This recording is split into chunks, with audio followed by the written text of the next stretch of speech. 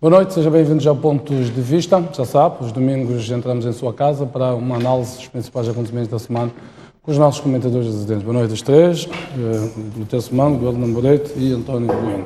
Vamos aos temas da semana. Vou começar pelo António Bueno, que esteve ausente ao longo das últimas semanas. Escolheu como assunto da semana o 25 de setembro, o Dia das Forças Armadas de Defesa de Moçambique. Bom, muito boa noite, caros espectadores, e boa noite também aos meus colegas de painel e a si, Jeremias Lang. Bom, eu escolhi este tema porque no dia passado, dia 25 de setembro, nós comemoramos mais um dia das Forças Armadas de Defesa de Moçambique e que é um momento naturalmente histórico para o país, porque significou aquele que foi o início da luta armada de libertação de Moçambique e são factos históricos desde que fazem parte da nossa cultura, da nossa história. E é importante nós, por cada ano que passarmos, comemorarmos este evento com a pompa e circunstâncias que merecem. E também pode nos ajudar a refletir um pouco mais sobre aquilo que nós esperamos que sejam as nossas Forças Armadas.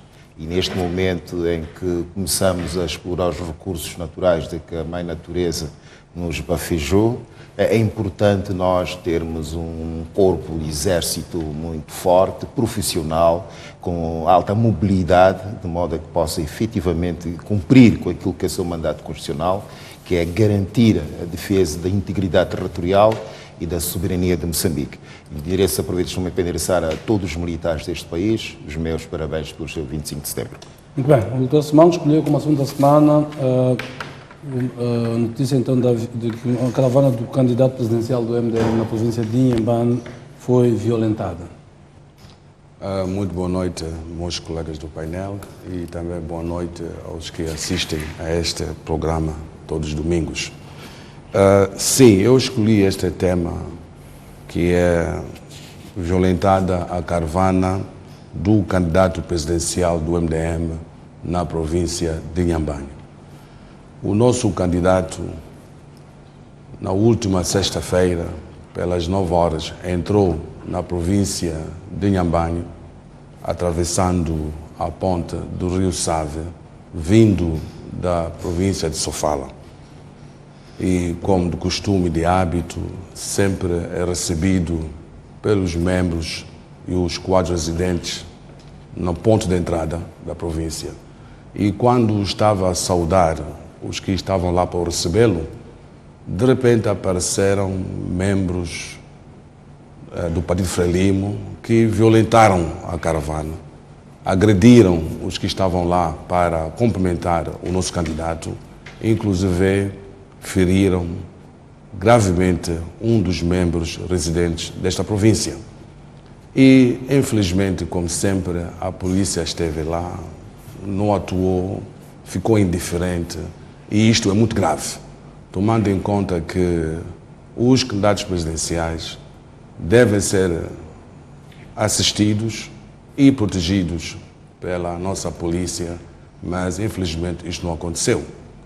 E também no dia seguinte, quando estavam, estou a falar ainda da nossa caravana presidencial, quando estava no Moine, no distrito Moine da província de Inhambane, e quando estavam numa marcha normal com as viaturas, de repente a polícia, o trânsito no local, decidiu mandar parar a nossa caravana e fazer o teste do álcool de todos os motoristas da caravana presidencial, tanto o bafômetro.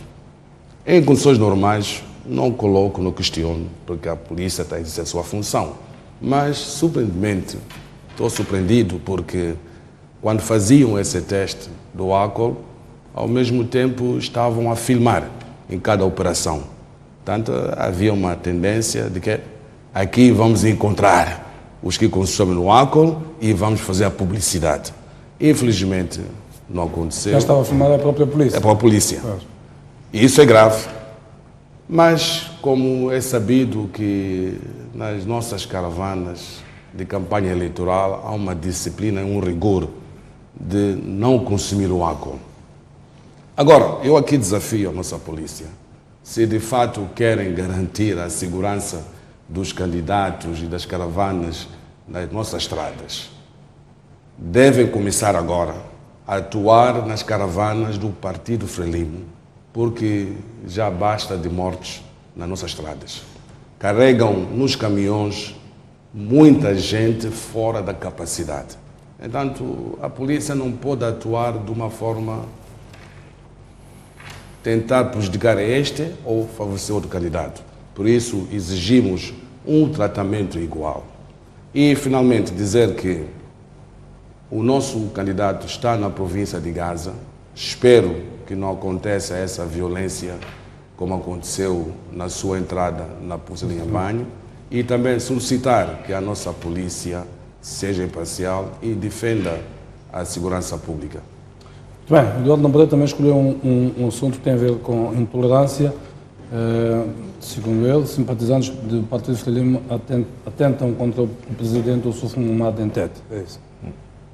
Bom, primeiro começo por agradecer a Deus pela saúde e vida que me tem proporcionado e saudar os colegas do painel, aos telespectadores que nos assistem também.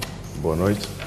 Eu escolhi este tema, de facto é bastante preocupante, o nível de intolerância em relação ao Partido Renamo, quando a população mostra o seu apoio incondicional a este partido e ao seu candidato e aos diversos cabeças de lista nas províncias todas onde a Renamo concorre.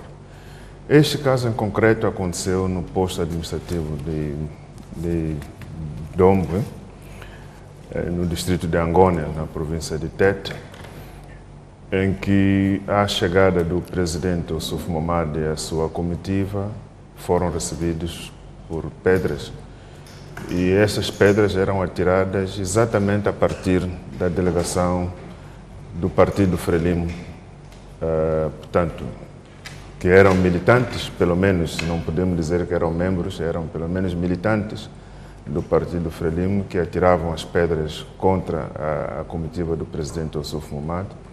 E duas dessas pedras atingiram o cara do presidente Ossuf Mahamat. Importante aqui, eu até queria fazer uma citação da reportagem da Agência de Informação de Moçambique, que é a agência governamental, para não dizerem que o que estamos a dizer é mentira. Isto é a própria Agência de Informação do governo que escreve isto, que duas pedras foram atiradas da delegação do Partido Frelimo local e atingiram o veículo. O edifício da sede do partido está ao lado da estrada, no centro de Domwe. Aí me viu que as pedras, embora não tenham partido os vidros, eram uma potencial ameaça à vida do presidente Ossuf Mahamat. Portanto, isto é dito pela agência governamental, não é falácia nenhuma, não é invenção nenhuma, e nós estamos a trazer de novo aqui, não é a primeira vez, já tivemos o caso em Gurue, em que a caravana do presidente Mahamat foi impedida de fazer a travessia de uma determinada zona daquela vila.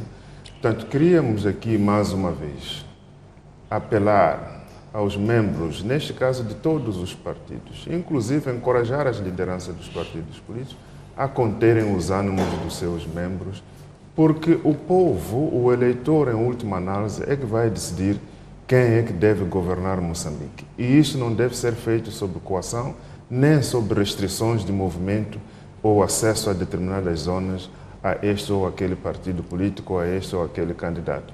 Nós certamente teríamos outra resposta das autoridades se isto estivesse a acontecer com um outro candidato. Mas neste caso, a resposta tem sido bastante silenciosa e temos então os nossos membros, os nossos simpatizantes a serem ameaçados um pouco por todo lado por onde passa.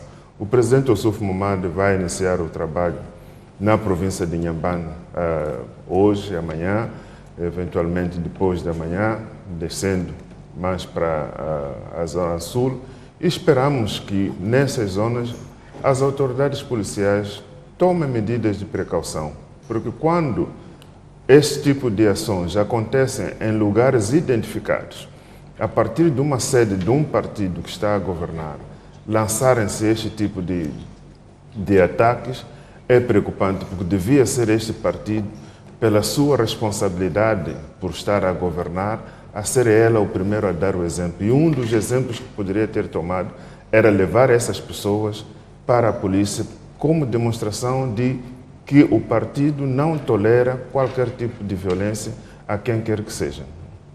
Muito bem. Vamos então aos temas que elegemos para hoje. Vamos começar então por este tema que tem a ver com o facto do Estado ter encaixado esta semana, segundo o anúncio feito pelo Presidente da República, ter encaixado 880 milhões de dólares de mais-valia, na sequência então da transação dos ativos da Anadarko para a Total. O Presidente da República apontou então 3 caminhos para a utilização destas mais-valias, que é uma receita extraordinária, portanto, para o orçamento do Estado. É suprir o déficit do custo da realização das eleições deste ano. 2, pagar a dívida com as empresas nacionais. E 3, suprir o déficit fiscal de 40 então das medidas tomadas para fazer face aos ciclones Idai e Kennedy. Queria ver aqui os vossos comentários relativamente a essas opções que são apontadas pelo Presidente. Começo por si, Nambrete. Bom, esta é uma boa notícia para o país. 880 milhões de dólares não é pouco dinheiro. É uma lufada de ar fresco para Moçambique numa situação que já se via com imensas dificuldades.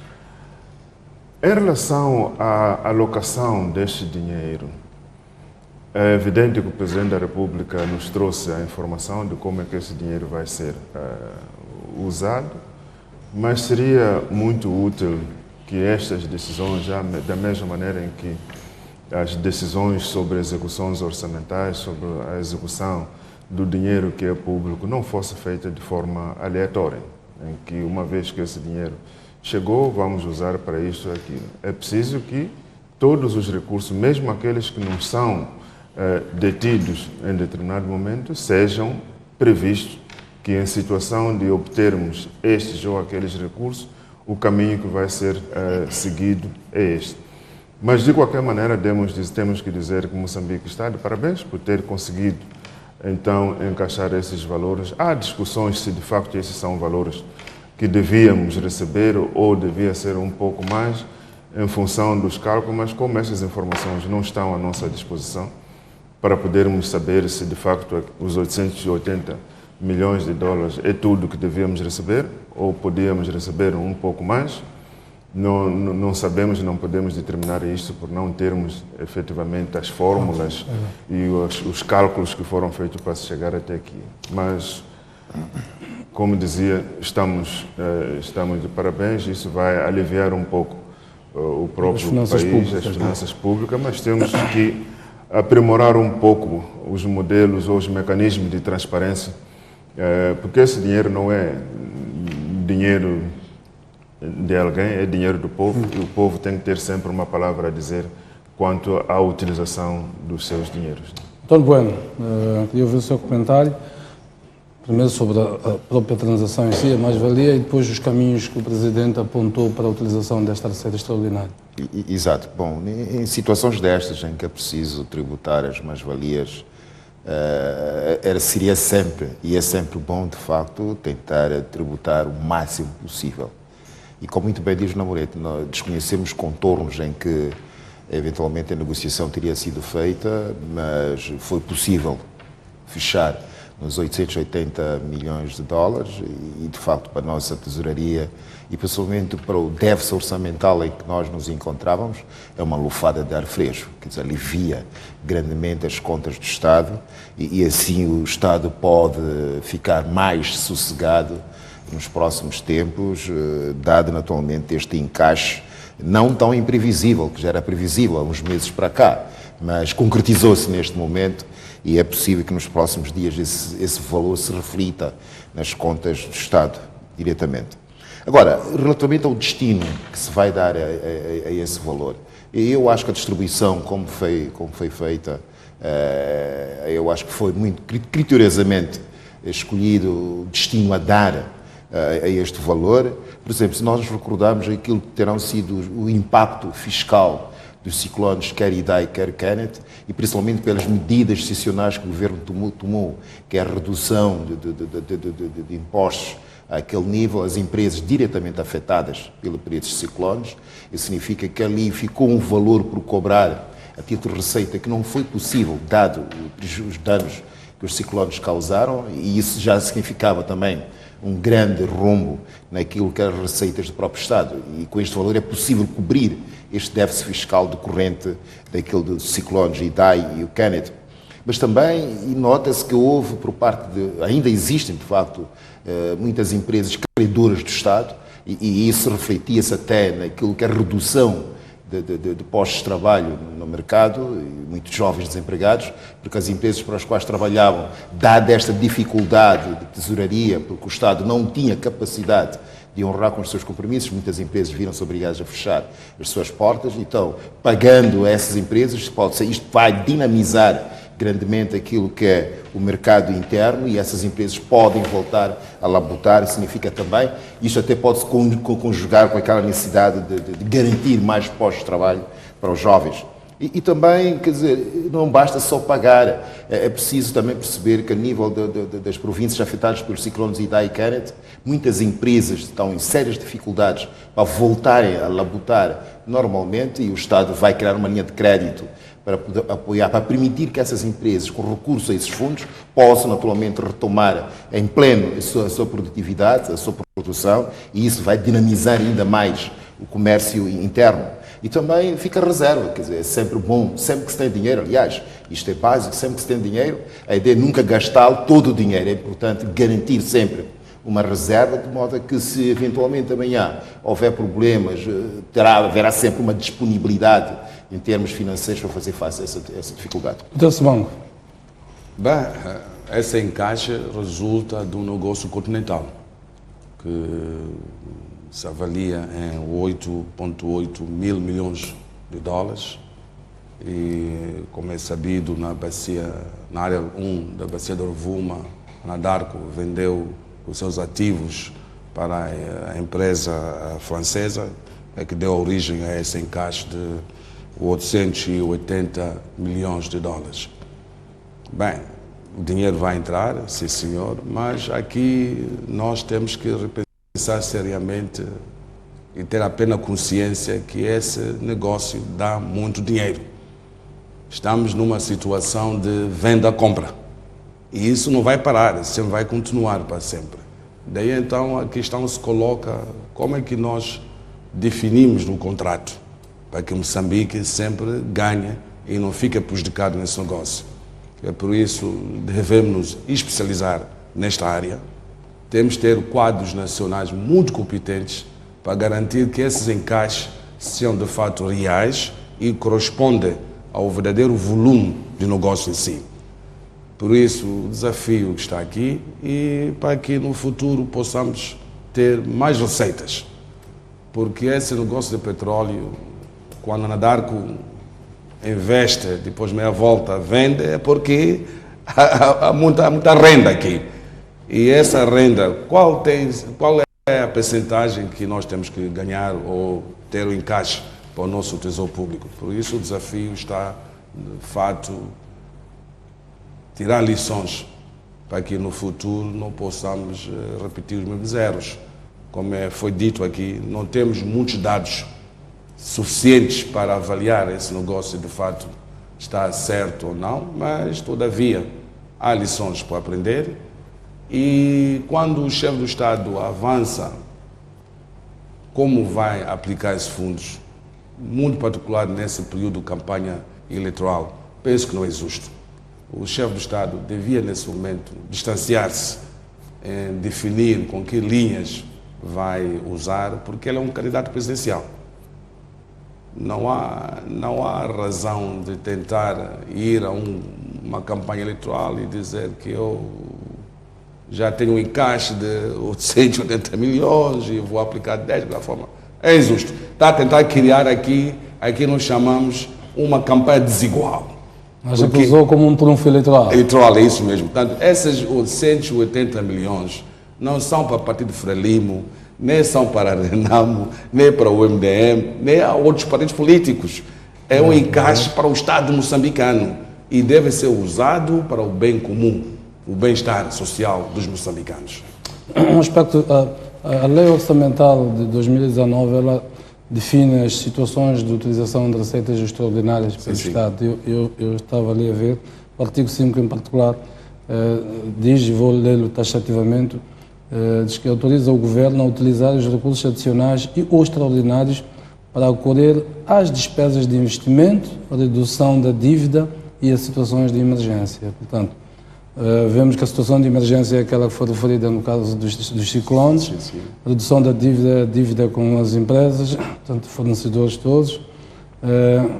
Depois, a questão das eleições é que não está clarificada aqui. Portanto, a eleição não é um investimento propriamente dito, mas é um déficit. É um déficit orçamental. É um déficit orçamental. Exato.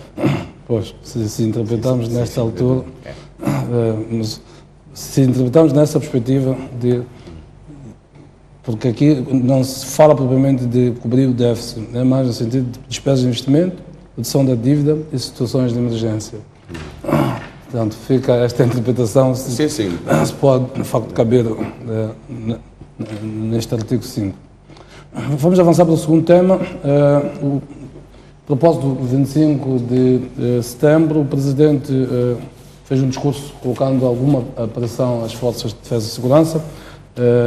Portanto, a pretexto de celebrar o 25 de setembro, o Presidente fez um discurso, mandou algumas mensagens para dentro das forças de defesa e segurança. Eu vou ler aqui alguns trechos.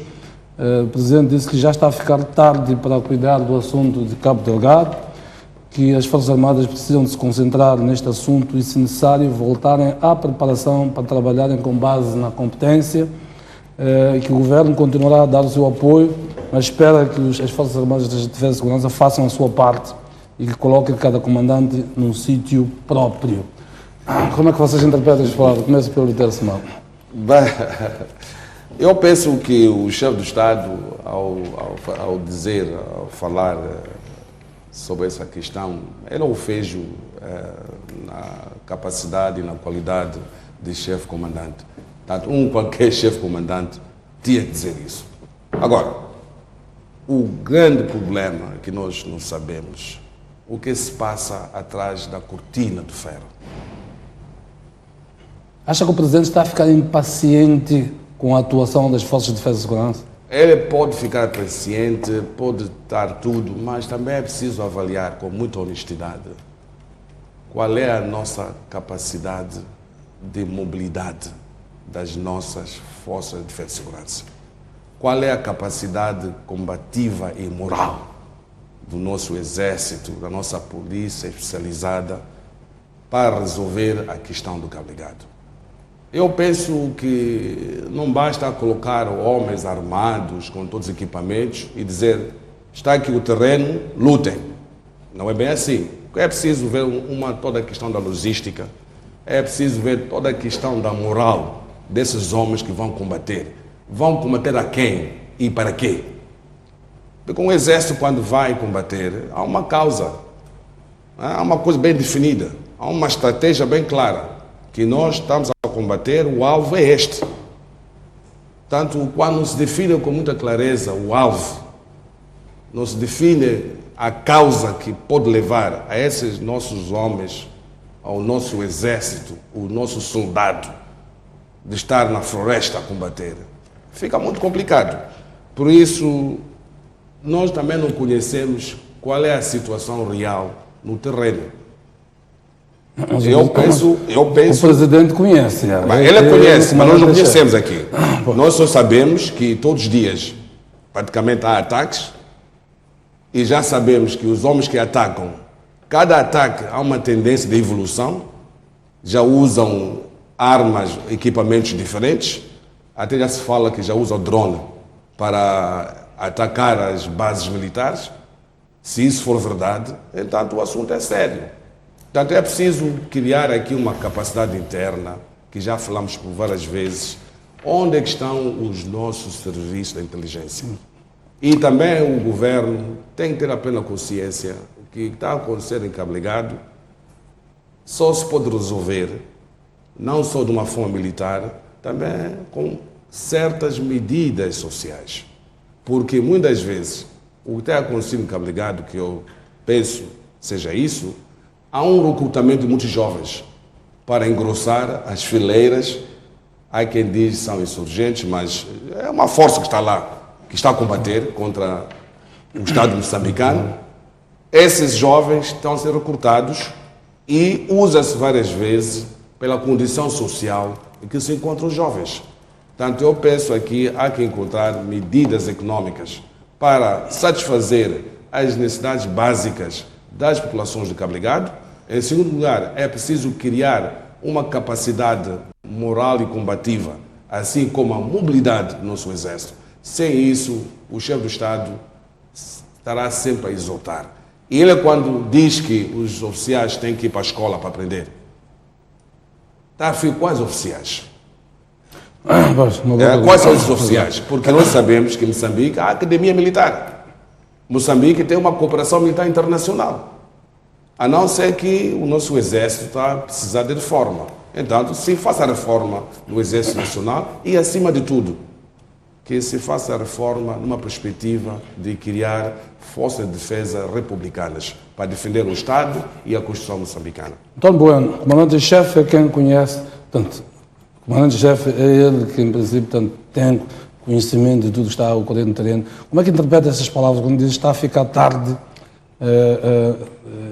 sendo-se concentrado neste assunto, de se formar, se necessário? Será o treinador que vê a equipa que não está a render? Meus senhores, joguem a bola. Será um pouco isto? Fizéssemos uma parábola. Bom, aqui o chefe impaciente com os seus subordinados. Bom, eu acho que é importante contextualizar o momento em que ele proferiu essas palavras. É que não podemos esquecer que isso ocorre numa semana muito importante, em que o Exim, o banco, como é que se diz, americano, autorizou a exportação de quase 5 mil milhões de dólares para começar-se a construir a planta onshore para o gás liquefeito e também estas mais-valias que entraram. Mas isso, dada a situação de instabilidade, de insegurança que se vive na província de Cabo Delgado, pode eventualmente condicionar aquilo que é a evolução do negócio do gás naquela região. E inclusive até pode criar situações em que as empresas que vão explorar o gás naquela região comecem elas mesmas a criar mecanismos de segurança para o seu investimento, a proteção de investimento que vão fazer naquela região. E isso pode implicar até, em certa medida, perda de parte da soberania do Estado de Moçambique, porque eu estou a imaginar, se porventura eles tiverem autorização para poderem criar as suas empresas ou agências de segurança, vão criar perímetros de segurança. E nesses perímetros de segurança não há de ser permitida a entrada de ninguém sem o consentimento delas. Então é preciso evitar que isso aconteça, e para evitar que isso aconteça é importante que as Forças Armadas de Defesa de Moçambique ajam naturalmente rapidamente, de modo a que possam controlar esta situação de ataques armados naquela região. Mas ainda bem que o Simango afirmou, quer dizer, aqui a tal capacidade combativa, a capacidade logística e a capacidade também de mobilidade do nosso exército. Mas isso são custos. E se nós recuarmos no tempo, quantas vezes até criticou-se o fato de estar-se a destinar parte do orçamento às forças de defesa e segurança e menos nas outras áreas? Quer dizer, é preciso começar a ter uma visão, de facto, muito para o futuro, porque o facto de estarmos rodeados de países amigos, o argumento era esse, estamos rodeados de países amigos, então não há perigo nenhum para a nossa integridade territorial e nem para a nossa soberania. Mas está-se a notar hoje que, afinal de contas, nós distraímos-nos na questão de segurança deste Estado. Quer dizer, nós, por causa das nossas querelas internas, nós esquecemos aquilo que era o essencial. E isso em todo o mundo aconteceu, não é novo em Moçambique. Sempre que se começa a explorar, principalmente esses recursos naturais, há sempre um foco enorme de instabilidade. Há sempre risco. E nós não nos preparamos para esse efeito. E fomos apanhados. Na sua opinião, o alcance destas palavras do Presidente, então? É importante que o Exército haja imediatamente. Quer dizer, começar a adotar as medidas mais corretas, selecionar os profissionais mais competentes para dirigir essas operações. Porque não é falta de capacidade em termos de recursos humanos, internamente. Temos capacidade. Agora é preciso pôr as pessoas certas nos locais certos. Gordon Pereira, será uma mensagem do Presidente no sentido de que as Forças de Defesa e Segurança terão menosprezado a situação, terão feito uma subavaliação daquilo que estava a acontecer? Será um pouco esta mensagem que o Presidente quer transmitir ou tem outra opinião? Eu acredito que as palavras do Presidente da República dão uma indicação de alguma insatisfação com o desempenho As Forças Armadas. das Forças Armadas. E o desempenho das Forças Armadas ele seria avaliado em função da resposta a esta questão em Cabo Delgado. As notícias mostram-nos que este grupo de insurgentes está a ganhar terreno. E isto, por outro lado, revela que as Forças Armadas não estão a conseguir estancar este mal. Mas eu não colocaria a culpa apenas nas Forças Armadas, porque este é um problema que devia ser consertado em vários setores. Em tempo de paz, as Forças Armadas elas não têm que estar na frente do combate. Elas podem estar, sim, em prontidão para caso de qualquer ataque. Mas aí é a polícia que garante a segurança das pessoas, os bens, a circulação e tudo isso. Mas já se viu que este assunto parece claramente ultrapassar a polícia. Exato. E o serviço de segurança, por isso que estou a dizer que isto devia ser uma ação coordenada. Não se pode apenas dar culpa a um único setor. O serviço de segurança e informação do Estado também tem a sua responsabilidade, porque pelo trabalho que eles deviam ter feito em tempo, deviam ter previsto ou deviam ter interceptado alguma comunicação que desse a indicar que é isso. No último programa que nós tivemos, eu dizia que a evolução de Moçambique para o nível em que está hoje devia também ter sido acompanhada por um trabalho de inteligência. Porque a partir do momento que Moçambique começa a ter estes volumes de negócio que são de nível de primeiro mundo, obviamente o risco também de segurança do país eleva-se. Mas infelizmente nós nos concentramos nos ganhos do gás e não olhamos para os riscos que esses ganhos também acompanhavam estes ganhos. Portanto, nós tivemos aqui grandes distrações e nos concentramos apenas na coisa mais bonita que era o dinheiro. Mas esse dinheiro traz também os seus riscos. Quer dizer, um pobre não tem que se preocupar muito com segurança, porque ninguém vai querer assaltar um pobre. Mas a partir do momento que você começa a ter muito dinheiro, você tem que começar a pôr grades em casa, tem que começar a ver por onde é que você anda, talvez contratar um segurança ou ter um carro mais seguro. E nós não fizemos isso, simplesmente nos alegramos por ter possibilidade de ganharmos dinheiro e não olhamos para as nossas fronteiras, que é o nosso quintal, e ver se de facto está bem guarnecido ou não. E outra questão, não é bem verdade que nós não colocamos recursos ou os recursos para apetrechar o setor da defesa foram obstruídos.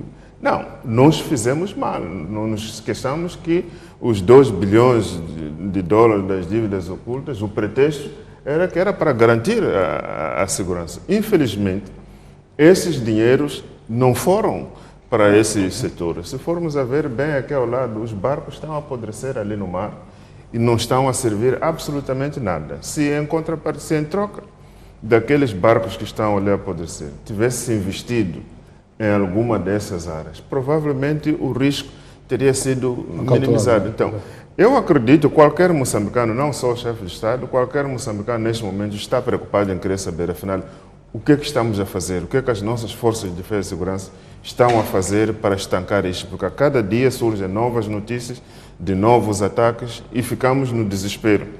E nós temos também que perceber que neste momento há concentração em Cabo Delgado. E nós podemos estar a olhar só para Cabo Delgado e nos distrairmos que pode haver outro. Moçambique não é só Cabo Delgado. Então, é preciso, de facto, que o Serviço de Informação e Segurança do Estado concentre-se em fazer análises e estratégias sobre os riscos de segurança no país. Quais são os potenciais de ataques para o nosso país em função dos recursos que nós temos, de onde é que potencialmente eles podem vir, com quem é que nós podemos trabalhar como prioritário e estudarmos a rota de onde é que as pessoas vêm. Nós temos estado a assistir quase que semanalmente estrangeiros dos países, não vou mencionar os nomes dos países para não parecer que estou a ser xenofobia, mas temos visto pessoas que chegam em grandes números a Moçambique. Você não faz isso num outro país organizado, porque para você ir a um país tem que ter um propósito. Se vai fazer turismo, você tem que saber aonde é que vai ficar. Se você comprovou que tem recursos para ficar nesse sítio, lá no país onde você adquiriu o visto. Não é ir para um país dizer que estou aí a fazer turismo quando não... E como é que esse visto foi emitido sem você provar que tem condições para ele ficar neste lugar? E nós temos visto muitas dessas pessoas a chegarem aqui no país e não conhecemos quem são essas pessoas. Certamente, uns vêm com boas intenções e outras podem vir com outras más intenções. Muito bem, vamos avançar para outro tema. A chefe de bancada da Renamo, Ivone Soares, deu uma entrevista esta semana ao canal. Pela sua relevância, decidimos trazê-la aqui para discutir algumas das coisas. Entre algumas das ideias que ela expressa, diz que se revê nas reivindicações da junta militar e transmite a ideia de que não aceita a estratégia de Renamo ir a eleições sem pressionar para esclarecer a situação de Gaza. Portanto, que a liderança da Renamo devia ter feito mais pressão para que se esclarecesse a situação da presença de Gaza sem ir a eleições. Dona Maria, vou começar por si. O que é que lhe soou esta entrevista da Ivone Soares, que é preciso ver que é chefe da bancada, mas que não está em nenhum dos lugares cimeiros ao nível dos órgãos do partido? Bom, primeiro dizer que é difícil fazer comentários sobre o sentimento de uma outra pessoa. O que eu consegui perceber na entrevista é muito mais sentimento do que efetivamente posições. E daí que é difícil, cada um sente o que sente, é o momento em que falou, tinha um sentimento. E não gostaria muito de ir nessa perspectiva de analisar os sentimentos. Eu iria mais naquilo que de facto a própria entrevista diz. Bom, nós temos eleições marcadas, foram aprovadas o Presidente da República, marcou a data das eleições, as leis foram aprovadas na Assembleia da República, fez-se o recenseamento, os problemas foram identificados e todo cidadão atento pode perceber que o partido fez tudo o que estava ao seu alcance, do seu ponto de vista de lei. Recorremos ao Conselho Constitucional, recorremos à própria CNE, à comunidade internacional e não só, nós tivemos até o posicionamento do próprio presidente do Instituto Nacional de Estatística, que também se viu contrariado com esses resultados, basicamente se opôs a estes resultados. Portanto, tudo foi feito o que era possível ser feito sob o ponto de vista de lei. Não estamos satisfeitos, isto é verdade. Isto no tocante a Gaza, relativamente ao facto de ela dizer que se revê nas reivindicações da junta militar, numa altura em que esta junta está, digamos, a digladiar-se com a liderança do próprio partido.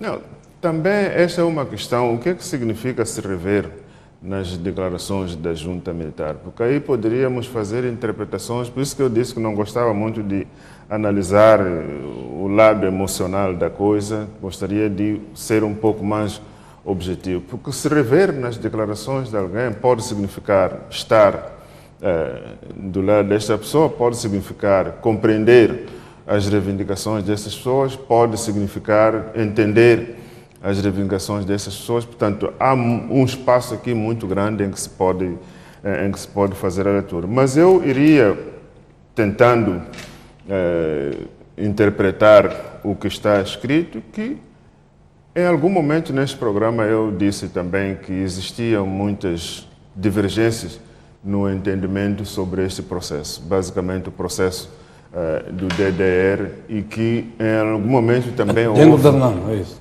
Exato, dentro da Renamo, dentro dos próprios militares, dentro de todos que estão envolvidos neste processo, e que havia, de certa maneira, necessidade de uma comunicação mais clara para que as pessoas não perdessem a esperança e para que as pessoas também não se deixassem levar por... Porque há muitas informações também que circulam no meio disto. E não devemos nos esquecer que este não é um processo que é abraçado por todos.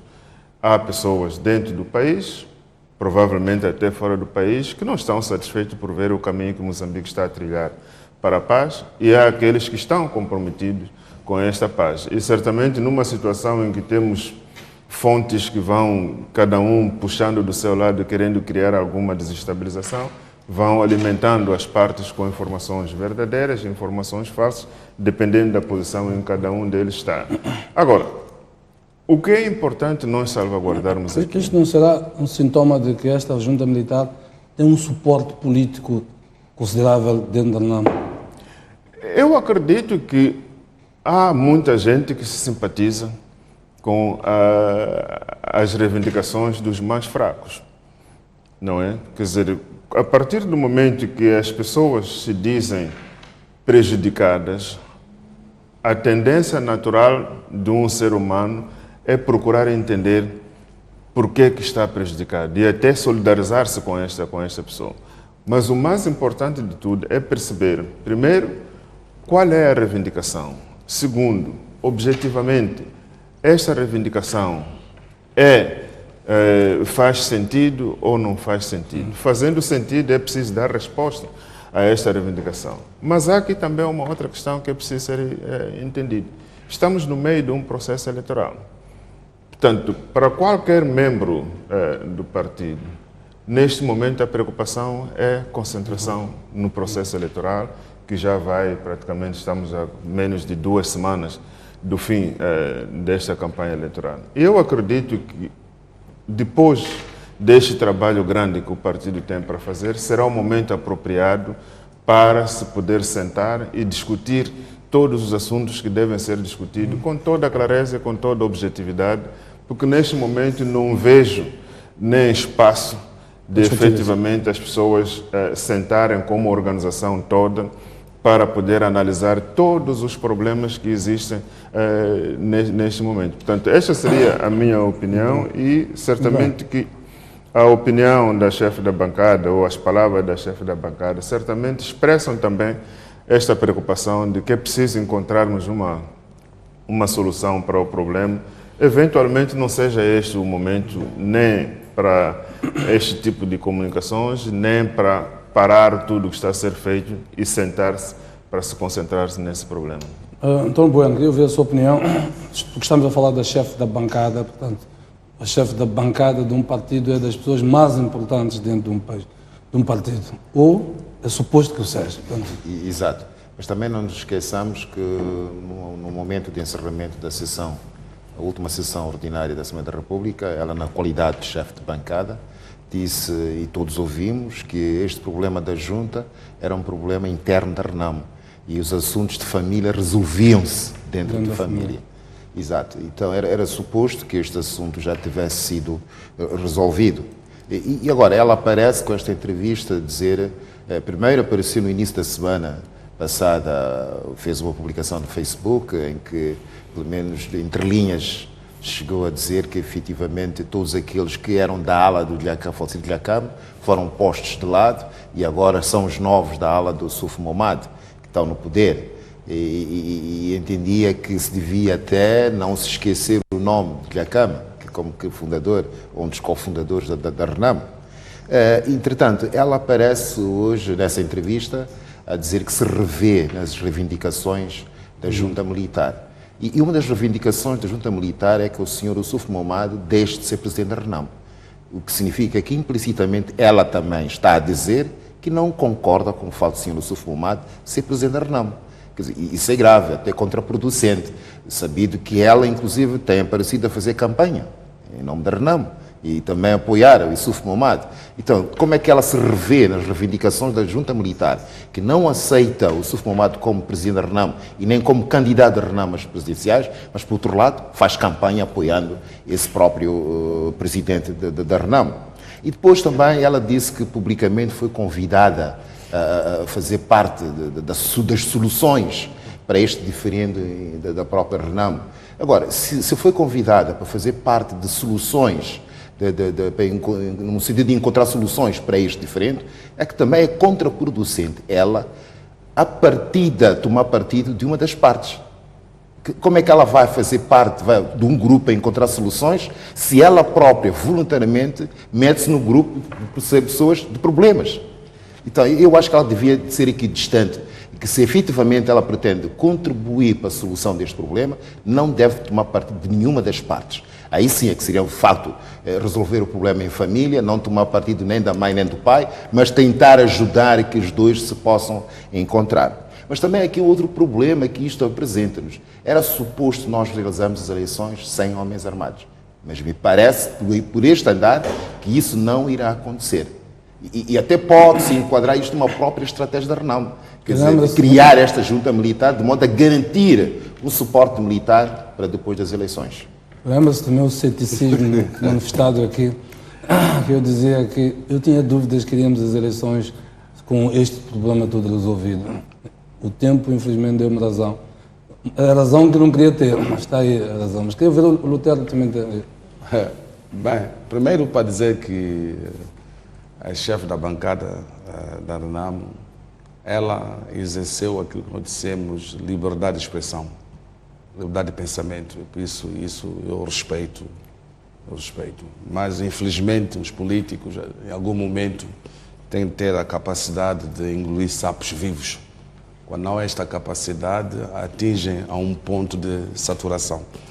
Agora, olhando, vendo a entrevista que eu li, de fato, há 4 elementos muito importantes a tirar dessa entrevista.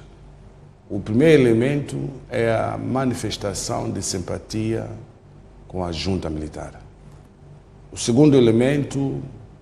O que pode traduzir a ideia de que a junta militar não é apenas aquele grupinho que nós pensamos, é um grupo... Tem uma base política interna, é isso, Exato, está claro. Eu sempre disse isso e os sinais vieram já há muito tempo. É de que este processo de paz não está tão bem encarrilado como parecia. E esses sinais vieram da província de Zambésia e Sofala. Eu falei que havia 2 sinais que davam essas indicações. Eu penso agora já se confirma.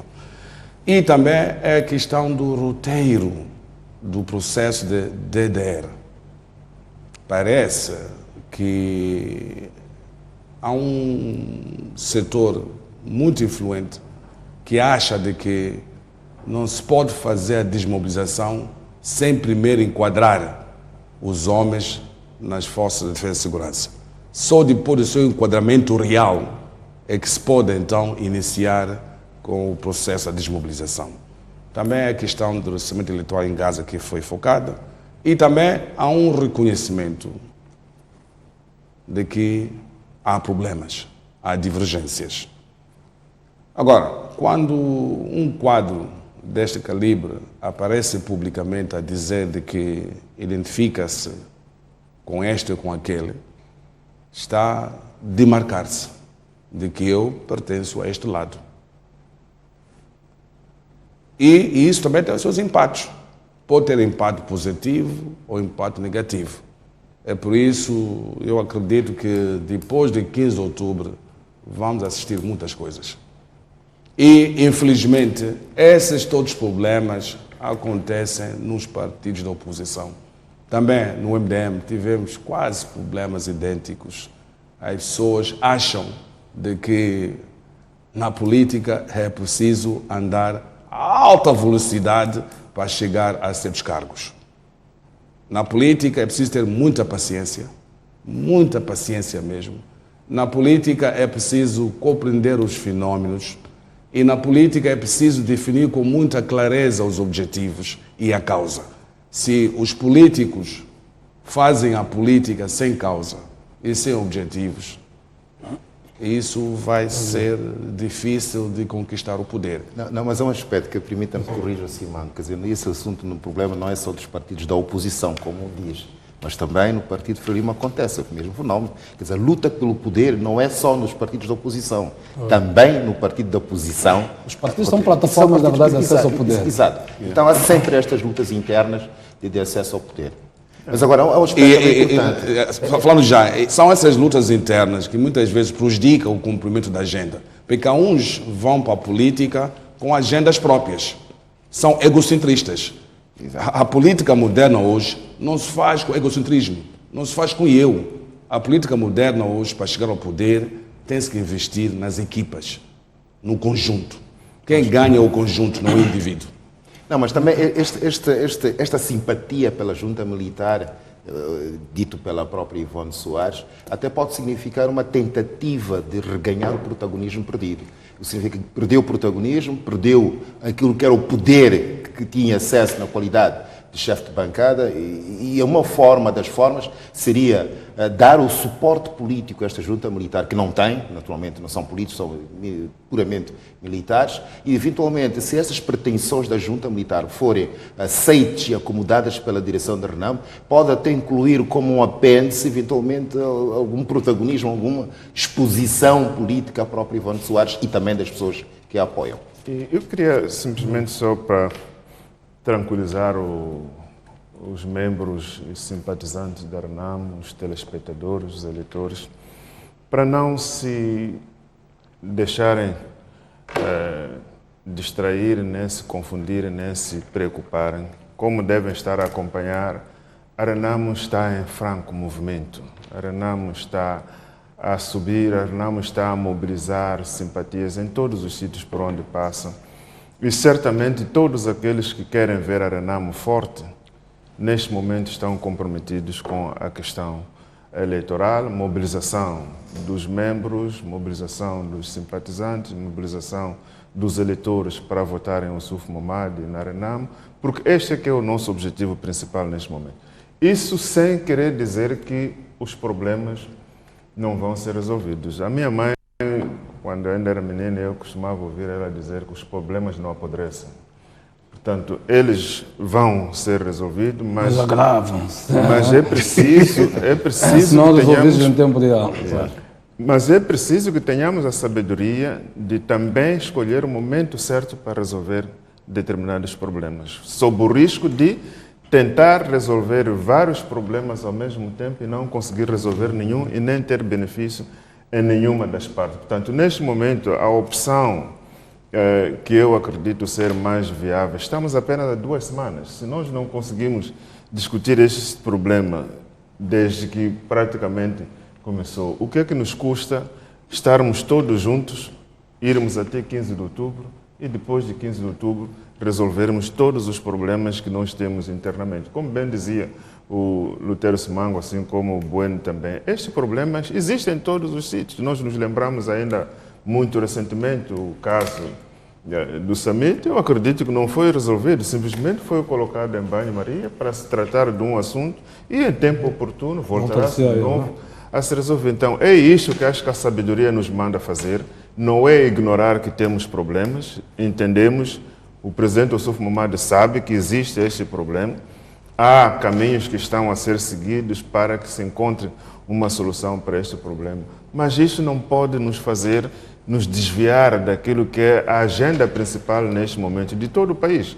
A agenda de todo o país é esta. Até o próprio presidente da República praticamente deixou muito do que tem que fazer na sua qualidade de presidente da República, chefe de Estado, está a seguir a campanha eleitoral. Portanto, seria praticamente falta de algum bom discernimento. Preciso garantir o poder para pararmos tudo para cuidar do assunto. Não é esquecer o assunto, nem é deixar o assunto de lado, mas a prioridade neste momento temos que nos concentrar nas eleições e depois vamos atacar esta questão.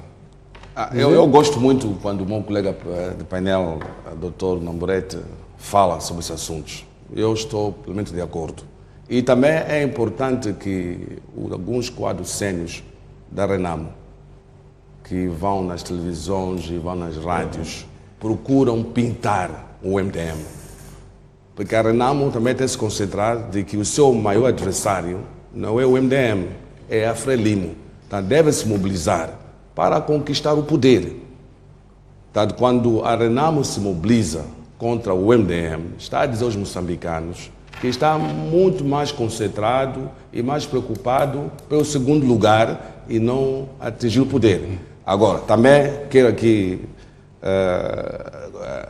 Sente que o MDM tem sido atacado pela RENAM, é isso? Não, a maior parte dos quadros da RENAM, quando se mobilizam, eles falam, pintam o MDM, dão todos os nomes possíveis, como o MDM é o responsável disto, daquilo. E esquecem, quem está a governar o país não é o MDM, é a Frelimo. Então, eles devem se mobilizar para chegar ao poder e não se concentrar para manter o segundo lugar. E também quero aqui aplaudir os meus companheiros do MDM. Vamos nos mobilizar, nós todos, para conquistar o poder político. Muito bem, vamos para o derradeiro ponto. Nós tínhamos combinado que cada programa reservamos uns minutos para termos as linhas de força de um tema. Escolhemos a área da justiça, queria, de uma forma sintética, as linhas gerais que cada partido tem relativamente a isso. Vou começar pelo António Bueno.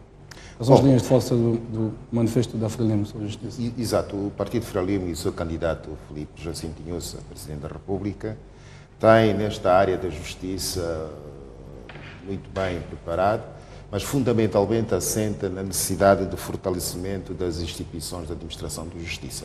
Isto é importante, porque um dos princípios de governação é que deve-se implantar em Moçambique um Estado de Direito democrático. E sem que exista uma justiça forte, dificilmente se poderá concretizar com esse princípio. E para se garantir o fortalecimento das instituições de administração da justiça, é importante, naturalmente, praticar determinados atos. Será importante. Logo, a partida é promover o acesso à justiça. Quer dizer, é importante que todo o cidadão tenha acesso aos tribunais, tenha acesso à justiça, de modo a que possa cautelar e preservar os seus direitos como cidadão, os seus direitos fundamentais como cidadão. É importante também garantir assistência jurídica judiciária aos mais carenciados, porque não pode haver justiça só para ricos ou para pessoas que têm posses. É importante criar mecanismos institucionais de garantir a que as pessoas mais carenciadas não fiquem privadas do acesso à justiça por causa dessa sua qualidade social. E é importante também assegurar os direitos e liberdades de todos os cidadãos e o fortalecimento das instituições do Estado de direito democrático. E também, dada a complexidade da própria vida social e o desenvolvimento das sociedades, é importante também criar mecanismos de formação especializada a todos os autores de justiça neste país.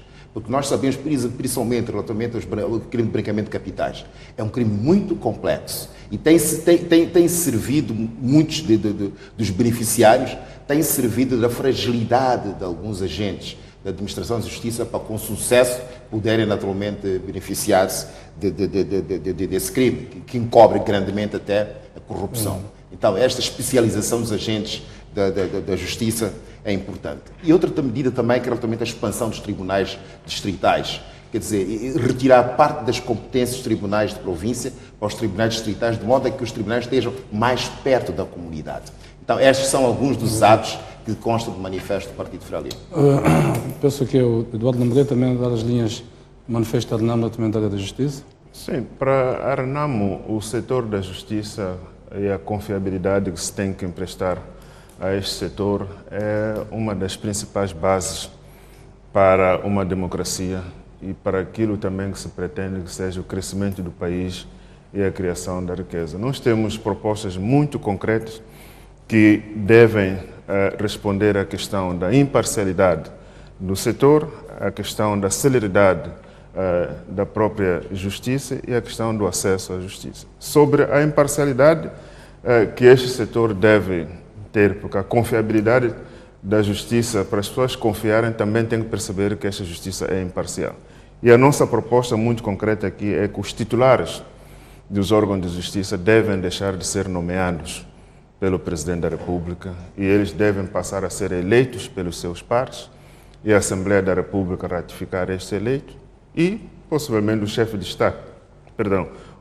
Estado, nesta qualidade de chefe de Estado, pode os empossá-los. Portanto, nós acreditamos que, por esta via, responde-se a esse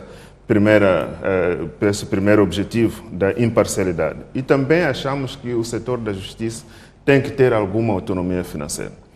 Porque no modelo em que funciona hoje, o setor da justiça é, na verdade, dependente do executivo. E qualquer um que depende do outro para o exercício das suas funções, é este o outro que vai ditar o ritmo de funcionamento deste setor. E nós achamos que o setor da justiça tem que ter uma relativa autonomia financeira. Portanto, uma vez aprovado o seu orçamento, eles têm que ter a capacidade de fazer a gestão do seu orçamento.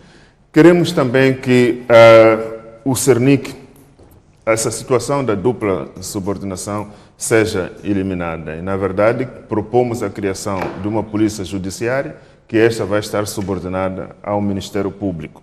Em relação à celeridade, nós estamos a sugerir que estamos a propor que todos os tribunais do país, incluindo os distritais, devem estar interligados em rede, porque isto vai permitir com que qualquer informação, que qualquer tribunal em qualquer ponto do país tenha acesso à informação relevante sobre os casos em sua posse. Propomos a modernização e informatização dos serviços de registros de notariados para que seja também ágil o processo que concorre para a justiça. Em relação ao acesso à justiça, nós propomos a adesão, portanto, e ratificação das convenções internacionais sobre os direitos humanos, todos eles, levar a cabo campanhas de informação e divulgação da legislação, porque uma das coisas que acontece no país é que a Assembleia da República aprova leis, mas estas leis não são do conhecimento do povo. O setor da justiça terá essa responsabilidade. E a outra questão também, como resumo, sobre o acesso à justiça, nós estamos a propor a isenção de custas judiciais aos cidadãos que recebem até 2 salários mínimos. Portanto, acreditamos nós que com estas medidas, que são muito concretas, não são apenas repetição de discursos de todos os anos, são ações concretas que, uma vez a Renamo no poder, vão ser implementadas de imediato, e isto vai concorrer então para que nós tenhamos uma justiça credível, tenhamos uma justiça célere e tenhamos também uma justiça que seja acessível a todo cidadão, independentemente da sua condição social, econômica ou de qualquer outra natureza. Doutor Simão, Bem, em relação à justiça, o MDM defende que a sua administração deve estar fora do controle político. E também somos pela revisão do modelo da indicação dos presidentes dos tribunais, assim como da Igreja da República. A nossa opinião é que devem ser eleitos entre seus pares. Somos também pela transformação do Conselho Constitucional para Tribunal Constitucional e também pela criação do Tribunal de Contas. Queremos que a nossa justiça seja forte como o melhor instrumento para garantir o desenvolvimento econômico e também a promoção da nossa cidadania. E queremos que a justiça seja forte, livre do controle político, como o único instrumento de um combate sério à corrupção e tornar a nossa sociedade mais credível junto à comunidade internacional. E, como foi dito aqui, só vou resumir dizendo que queremos uma justiça também que saiba defender os fracos.